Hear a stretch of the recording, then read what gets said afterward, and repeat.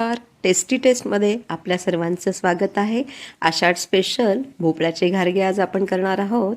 तर पाहूया त्याची कृती। भोपळ्याचे घारगे करताना आपण भोपळा पहिल्यांदा साल काढून कुकरमध्ये 3 शिट्ट्या करून थोडंसं पाणी घालून 3 शिट्ट्या केल्या आणि पुरणाच्या चाळणीने चाळून त्याचा एक पल्प तयार केला। त्या पल्पमध्ये आवडीनुसार गूळ आपण छान बारीक करून मिसळून घेतला।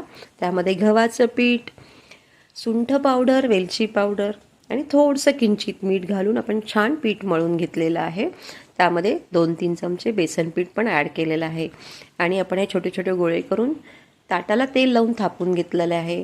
या व्यतिरिक्त आपण हे प्लास्टिकच्या पिशवीवर पण थापू शकतो। आपल्याला जसं जमेल तसं थापून घ्या आणि तेल कढईमध्ये गरम करत ठेवलं आहे। कडक गरम पण तेल करायचं नाही, नॉर्मल मध्यम गरम तेलामध्ये आपण हे भोपळ्याचे घारगे शिजवून घेतोय। कोणी कोणी याला मध्ये पण होल पाडतं, पण मी असे छान पुरीसारखेच केलेले आहेत। टंब असे फुगतात आणि गोड हे आपल्या आवडीनुसार करावं।